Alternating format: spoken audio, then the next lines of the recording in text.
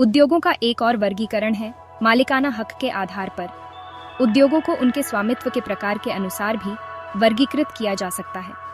उदाहरण के लिए, कुछ उद्योग निजी स्वामित्व में होते हैं, जबकि अन्य सरकारी स्वामित्व में होते हैं। इसके अलावा कुछ उद्योग सहकारी समितियों द्वारा संचालित होते हैं। इस प्रकार उद्योगों का वर्गीकरण उनके स्वामित्व के आधार पर करना हमें उनकी संरचना और संचालन को बेहतर ढंग से समझने में मदद करता है। यह वर्गीकरण उद्योगों की विविधता को दर्शाता है और उनके प्रबंधन के तरीकों को स्पष्ट करता है। निजी उद्योग जो व्यक्तिगत स्वामित्व वाले होते हैं, जैसे बजाज ऑटो, ये कंपनियां स्वतंत्र रूप से संचालित होती हैं।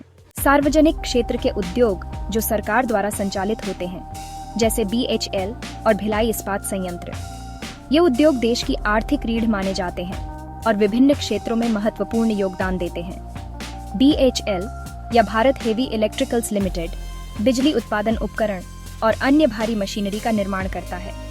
वहीं भिलाई इस्पात संयंत्र, जो steel authority of India limited SAIL का हिस्सा है, देश की प्रमुख इस्पात उत्पादन इकाइयों में से एक है।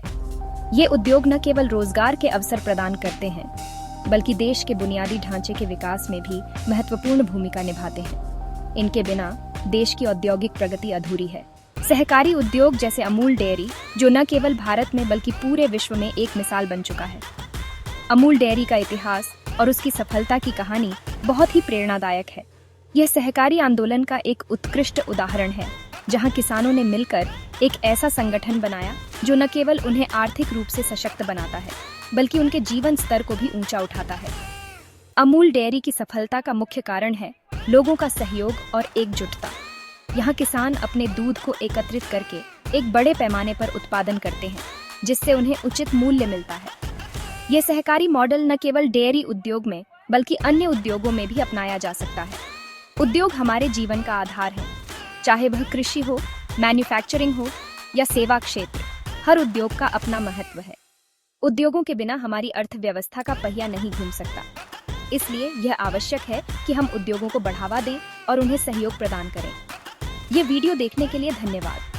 हमें उम्मीद है कि आपको यह जानकारी उपयोगी लगी होगी और आपने सहकारी उद्योगों के महत्व को समझा होगा। यदि जानकारी पसंद आई हो तो लाइक करें। आपका एक लाइक हमें और भी बेहतर सामग्री बनाने के लिए प्रेरित करता है और अधिक जानने के लिए चैनल को सब्सक्राइब करें। हमारे चैनल पर आपको और भी कई रोचक और ज्ञानवर्धक वीडियो मिलेंगे। धन्यवाद।